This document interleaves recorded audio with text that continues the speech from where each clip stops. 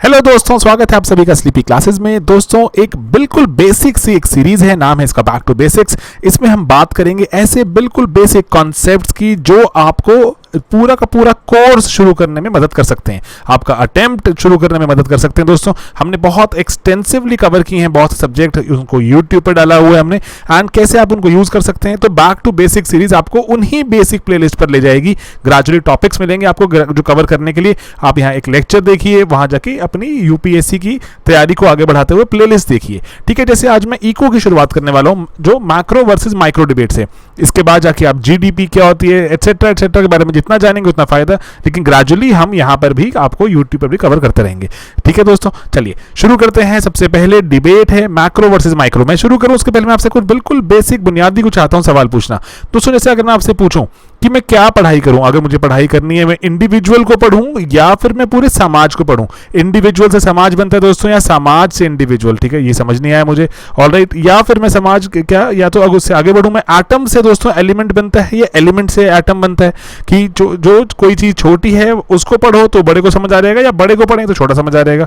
ये अगेन एक प्रॉब्लम आ गई।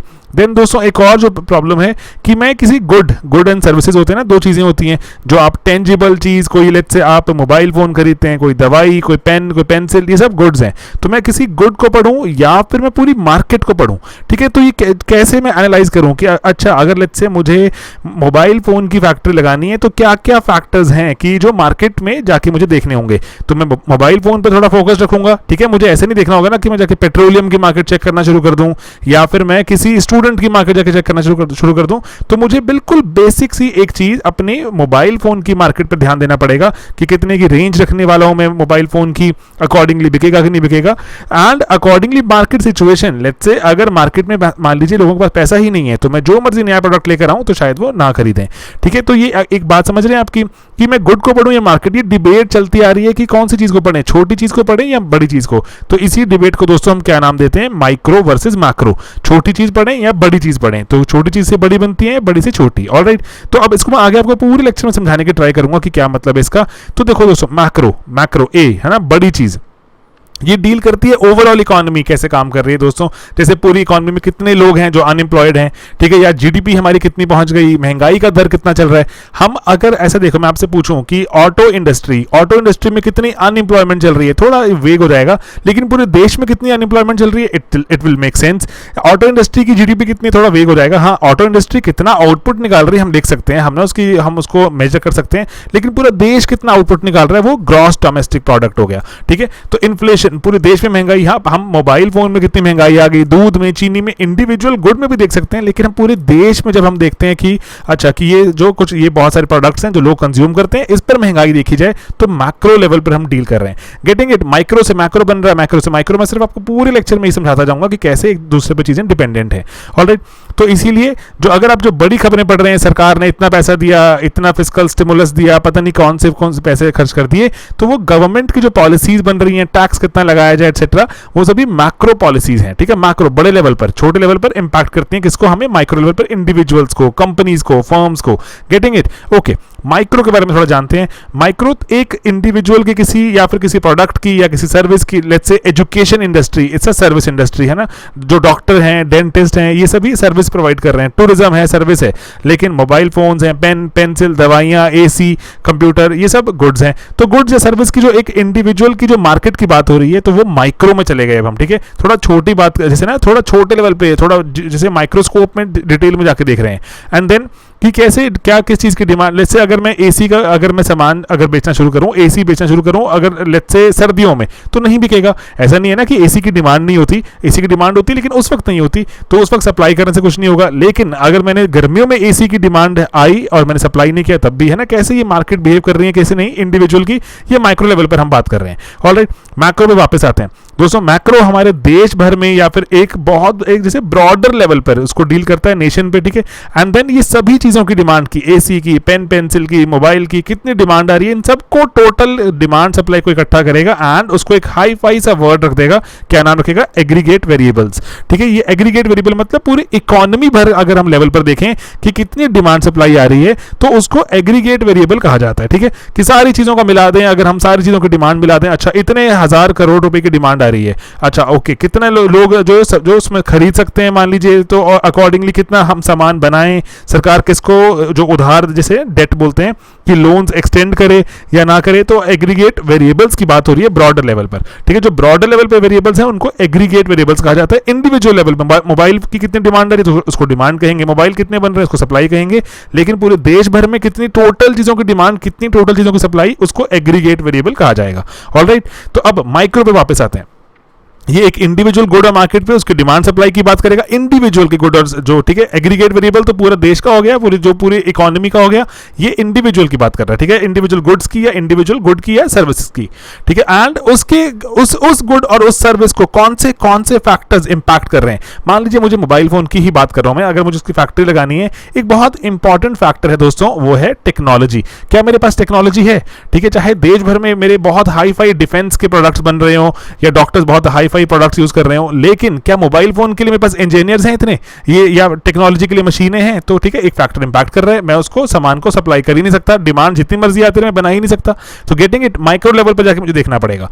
तो अब उसके बाद, लेकिन दोस्तों यहाँ पे बात, एक थोड़ी सी कंफ्यूजन मुझे जो लग रहा है दिमाग में आ सकती है सभी के, वो ये है कि अभी तो हम ग्लोबलाइज होना शुरू हो गए थे, ग्लोबलाइज होना शुरू हो गए तो पूरी दुनिया भर की डिमांड की बात नहीं करनी चाहिए। अगर दुनिया भर में लेट्स से मोबाइल फोन की डिमांड की आ रही है अगर, तो एप्पल दुनिया भर में सामान बना के बेच रहा है ना, सैमसंग दुनिया भर में सामान बेच रहा है, तो ऐसा तो नहीं देख रहा ना कि सिर्फ इंडिया में कितनी आ रही है या कितनी, या फिर जो चाइना में कितनी आ रही है, यूएसए में कितनी। अब जो ग्लोबलाइज अगर हम हो रहे हैं, बिल्कुल सर हो रहे हैं, तो हमारी डेफिनेशंस को रीडिफाइन नहीं होना शुरू हो जाएगा, बिल्कुल सर मैटर थोड़ा कॉम्प्लिकेट हो जाएगा। और ठीक है, जो इंडिविजुअल जो कंट्री है, अब वो जिसको हम पहले बोल रहे थे मैक्रो लेवल पे, अब वो माइक्रो नजर आएगी, ठीक है। इंडिविजुअल एक कंट्री माइक्रो नजर आएगी, ब्रॉडर लेवल पे ग्लोबल ऑर्डर मैक्रो नजर आएगा। दुनिया भर में जी हमें इतने करोड़ मोबाइल फोन चाहिए, उसमें से अगर देखें इंडिया में क्या फैक्टर इंपैक्ट करते हैं जी, इंडिया में थोड़ा मार्केट में अगर हम जाके देखें तो लोगों की इतनी परचेजिंग पावर नहीं है compare to let's say USA, तो वहां पर हमें हाई एंड प्रोडक्ट्स की थोड़ी जो शायद डिमांड कम हो जाए।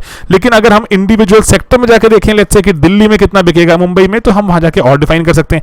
गेटिंग इट कि माइक्रो और मैक्रो वेरी करता है, ऐसा नहीं है कि कोई भगवान ने रूल बना के दे दिया यही माइक्रो कहलाएगा यही मैक्रो।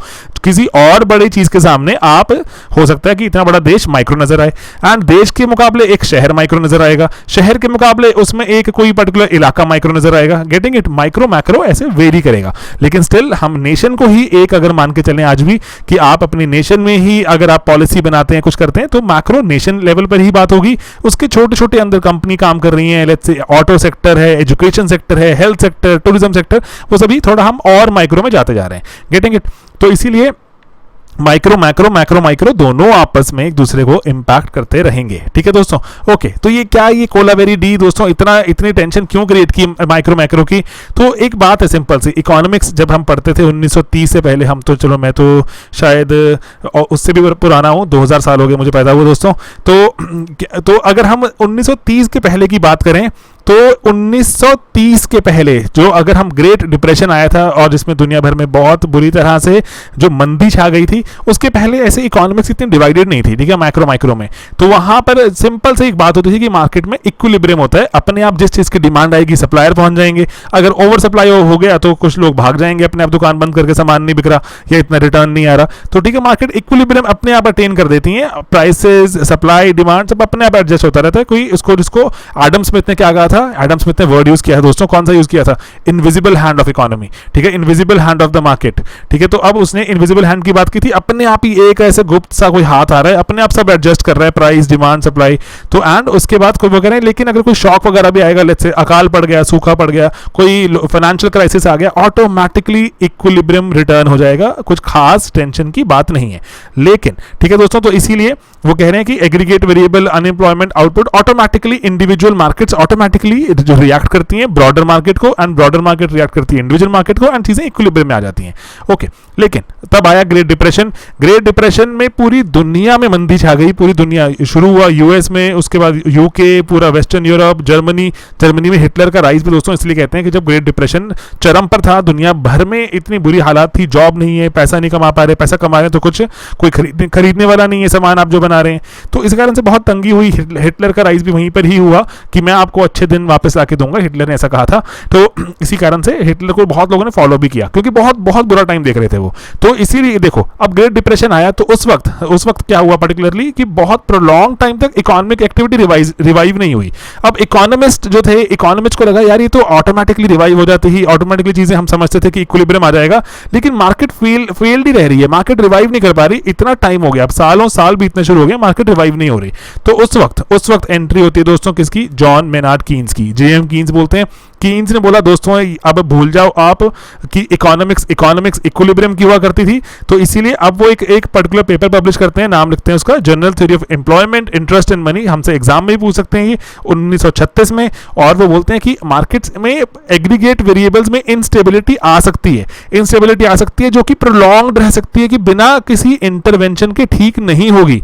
ठीक है, तो वो कहते हैं कि तीन चीजें, कि कौन से गुड्स या सर्विसेज मतलब मान के चलना, ठीक है, सेम बात है, और लेबर की क्या डिमांड है, लेबर को किस तरह से रिएक्ट करना है, कितना एम्प्लॉयमेंट में चाहते हैं पार्टिसिपेट करना, कितना नहीं चाहते, फाइनेंस कितना अवेलेबल है। ठीक है, फाइनेंस मतलब कितना पैसा, बहुत महंगा अगर पैसा अवेलेबल होगा तो मान के चलो नहीं अवेलेबल, आपको घर बनाना है, लेकिन आपको घर बनाने के लिए 50% इंटरेस्ट पे आपको घर पैसा मिल रहा है, तो आप नहीं बनाओगे घर। लेकिन अगर 7% 8% में मिल रहा है, बनाना शुरू कर दोगे। तो फाइनेंस है ना, पैसा कितने पर आपको अवेलेबल है उस पर भी बहुत डिपेंड करेगा कि आपकी मार्केट्स कितना जल्दी इक्विलिब्रियम वापस रिस्टोर करती है या नहीं करती। तो अब वो बोलते हैं सरकारों को कुछ कदम उठाने होंगे, एंड इसीलिए बोलते हैं कि मार्केट्स में डिसइक्विलिब्रियम आ जाता है।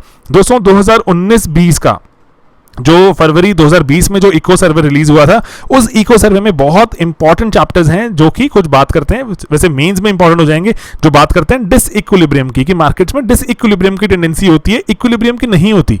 ठीक है, तो इसीलिए जो कीन्स ने भी इसकी कुछ ना कुछ यहाँ बात की डिसइक्विलिब्रियम इकोनॉमिक्स की। अब तो माइक्रो इकोनॉमिक्स के धज्जियां उड़ गई खत्म, कि अब अच्छा जो कीन्स कह रहे हैं कि हमें ब्रॉडर लेवल पर चीजों को देखना होगा तभी ही मार्केट से टर्न करेंगी, नहीं ऐसा नहीं हुआ। तो अभी माइक्रो इकोनॉमिक्स आज भी एग्जिस्ट करती है। ठीक है, माइक्रो इकोनॉमिक्स इंडिविजुअल कस्टमर की क्या प्रेफरेंस है, कि अमीर क्या खरीदेगा, गरीब क्या खरीदेगा, फर्म्स क्या बनाएं क्या ना बनाएं, आप कॉन्शियस डिसीजन लेते हो ना। ठीक है, जैसे लेट्स से हम स्लीपी क्लासेस पे लेट्स से अगर हम 1 लाख रुपए 2 लाख रुपए का प्रोडक्ट नहीं बनाते, तो अकॉर्डिंगली हम उसको हमारा ये इंडिविजुअल फर्म की डिसीजन है, हम अकॉर्डिंगली चाहते हैं कैसे मार्केट को इंटरवीन करना। या फिर जो एजुकेशन सेक्टर में लेट्स से अगर बहुत महंगे प्रोडक्ट्स हैं, तो हमें लगता है कि नहीं हम अपनी एक जगह बना सकते हैं, कि हम अफोर्डेबल प्रोडक्ट्स ला सकते हैं, है ना। तो accordingly every market every firm is trying to behave in a different way. तो दोस्तों जो हमारी माइक्रो इकोनॉमिक्स है आज, वो क्या डील कर रही है, किस पे बात कर रही है, वो मार्केट कंपटीशन को, कि मार्केट कैसे कॉम्पीट कर रही है, कि मार्केट के अंदर देखें क्या डायनामिक्स है, कि कैसे फर्म्स कॉम्पीट करती हैं आपस में। इम्परफेक्ट इन्फॉर्मेशन, लेट्स से कि मुझे पता लग गया यूपीएससी का पेपर में क्या आने वाला है, तो मुझे पता लग गया और मैं ऑटोमेटिकली बच्चों में बात फैला दूं, मुझे पता है यूपीएससी में क्या आने वाला है, ऑटोमेटिकली बच्चे मेरे पास आने शुरू हो जाएंगे। ठीक है, इम्परफेक्ट इन्फॉर्मेशन, अगर सभी को पता लग गया तो वो परफेक्ट इन्फॉर्मेशन हो जाएगी। सभी को पता है भी, आप किसी मर्जी के पास चले जाओ, या किसी को भी नहीं पता, है ना। तो अकॉर्डिंगली इम्परफेक्ट इन्फॉर्मेशन से भी मार्केट में डिसइक्विलिब्रियम आ जाता है, और मार्केट की फोर्सेस इंपैक्ट हो जाती हैं। किसी फर्म के पास ज्यादा कस्टमर आ जाएंगे, किसी पास कम आ जाएंगे, है ना। एंड देन उसके बाद वेलफेयर इकोनॉमिक्स। दोस्तों अगर आप आईएएस आईपीएस बनते हो तो आप वेलफेयर करने जाओगे दुनिया की, एंड वेलफेयर में आप इंपैक्ट देखोगे कि सरकार जो मिनिमम वेजेस रखती है तो उसका क्या इंपैक्ट है इंडिविजुअल पर, कि कितना, क्या वो रोटी कपड़ा मकान ले पा रहा है या फिर नहीं ले पाएगा, या फिर रोटी कपड़ा मकान मोबाइल भी खरीद पाएगा। अकॉर्डिंगली गेटिंग इट, टैक्सेस कितना लेने चाहिए लोगों से, कि एक टैक्स का रेट इतना हाई ना कर दे हम कि इंडिविजुअल पे ही ना करे, वो छुपा ले सब कुछ, या फिर इतना कम ना हो जाए कि सरकार के पास पैसे ही ना हो सड़क बॉर्डर वगैरह को प्रोटेक्ट करने के लिए। एंड देन सपोर्ट कितना देना है हमें, अकॉर्डिंगली मोनोपोली बनने देनी है किसी में। मोनोपोली बनना बुरी बात भी नहीं होती है ना, मोनोपोली को एक्सप्लॉइट करना बुरी बात होती है। मोनोपोली मतलब मार्केट में सिर्फ एक ही प्लेयर एग्जिस्ट करता है जो सामान बेचता है। फॉर एग्जांपल गूगल में आप सर्च करते हो, तो सर्च करने के लिए आप बहुत सारे सर्च इंजन थे पहले, लेकिन ग्रेजुअली हमने यूज करना बंद कर दिया, गूगल यूज करते हैं। गूगल की एक तरह से माने मोटे मोटे तौर पर मोनोपोली ही है। ठीक है, तो मोनोपोली है, तो लेकिन क्या उसको वो एक्सप्लॉइट करता है? अगर एक्सप्लॉइट कर रहा है तो उस पर कार्रवाई होनी चाहिए, अगर नहीं कर रहा है तो सबका फायदा भी हो रहा है, इतने सस्ते में फ्री ऑफ कॉस्ट आपको वो कुछ सर्च करके भी दे रहा है। ठीक है, तो इसी सभी का जो चीजों का एक इंडिविजुअल फर्म ही है ना गूगल, उसको आप एनालाइज करोगे तो इसीलिए माइक्रो इकोनॉमिक आज भी बिजनेस डिसीजन कैसे लेने हैं, पॉलिसीज कैसे बनानी है हमें, तो उस पर बहुत ज्यादा इंपैक्ट डालती है। एंड देन तो एक बात आपको अंत में आती है कि अगर मैक्रो माइक्रो को या माइक्रो मैक्रो को इंपैक्ट कर रही है तो क्या ये सच में अलग है भी?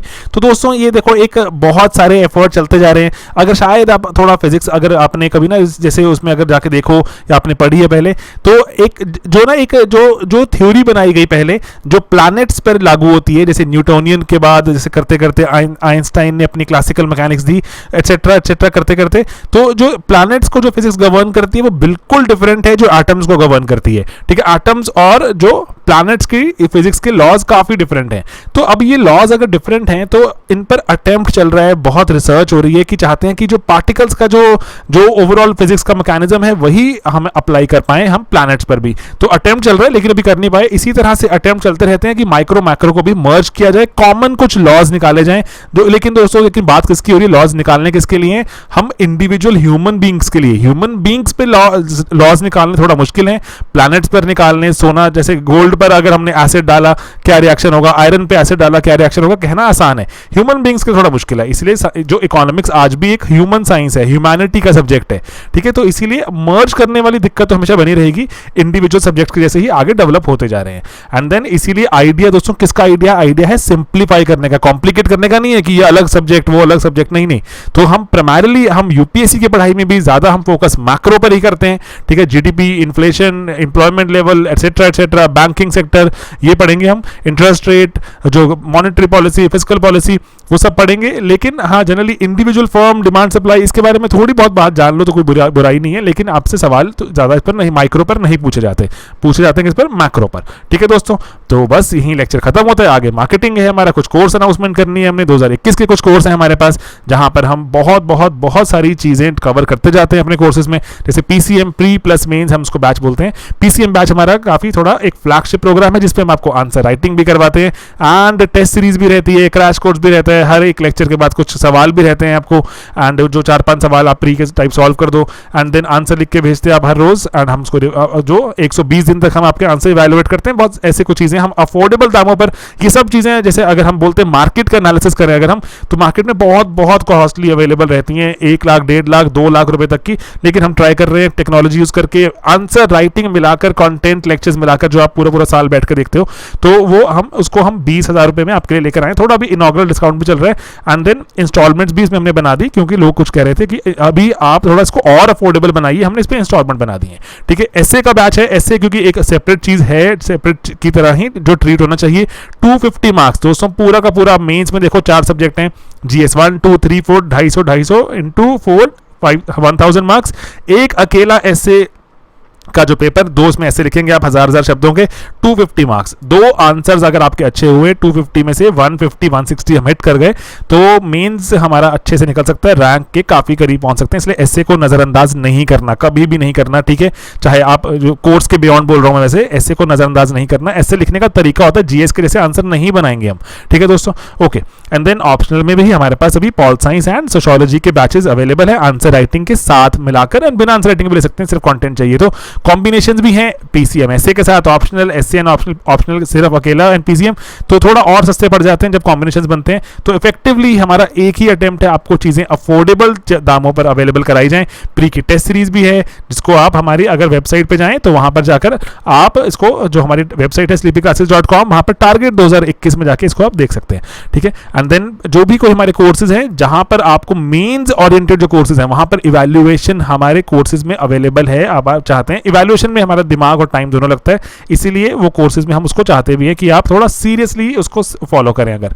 ठीक है, तो बस हमारी वेबसाइट है जो वहां पर sleepyclasses.com, वहां पर टारगेट 2021 एक टैब बनाए, आप जाके वहां पर हमारे कोर्सेज ले सकते हैं। 18 मई से पहले कुछ डिस्काउंट्स अवेलेबल हैं, आप देख सकते हैं। बाकी 2020 एस्पिरेंट्स के लिए, क्योंकि थोड़ा प्रीलिम्स पोस्टपोन्ड है, हमने 24 दिन का एक राइटिंग प्रोग्राम भी चलाया जिसमें हम आपको इवैल्यूएट करेंगे, एक सवाल हर रोज मिलेगा आपको, उसको इवैल्यूएट करके मॉडल आंसर आपको साथ में वीडियो सोल्यूशन के साथ मिल जाएगा। ठीक है, प्री की टेस्ट सीरीज, प्री का क्रैश, हमें स्टैंडर्ड हमारे प्रोडक्ट्स हैं जो हमेशा हम आपको अंत में बताते रहेंगे, स्किप करना आपकी ही बिल्कुल possibility. Available individual crash course भी अवेलेबल, प्रीमिक्स प्रीक्योर का फायदा उठाएं। करंट अफेयर्स इससे ज्यादा हम एक्सटेंसिवली कहीं भी नहीं देखते अभी जो कवर हो रहा है। ठीक है, बाकी पीडीएफ एक्सेट्रा नीचे भी लगा दिया गया अब तो, एंड टेलीग्राम चैनल का लिंक और हमारी वेबसाइट दोनों पर ही अवेलेबल है। हर एक लेक्चर जो आप सुन रहे हैं यहाँ पर उसका पीडीएफ अवेलेबल कराना शुरू हो गए हैं, आप जाइए डाउनलोड्स में सब कुछ अवेलेबल है। ठीक है दोस्तों, चलिए मिलते हैं बहुत ही जल्द। बैक टू बेसिक होना शुरू हो गया है, आप इसका प्लेलिस्ट का फायदा उठाइए, लेक्चर्स का फायदा उठाइए एंड एक्सटेंसिवली पढ़ाई अपनी जारी रखिए, क्योंकि दोस्तों कंपटीशन इंटेंस है, मेहनती बच्चे यहाँ पर आते हैं, मेहनती बच्चों को अगर आपने उनसे कॉम्पीट करना है आपको भी मेहनत एक्स्ट्रा करनी ही होगी। ठीक है, चलिए ओके दोस्तों, बाय बाय, टेक केयर।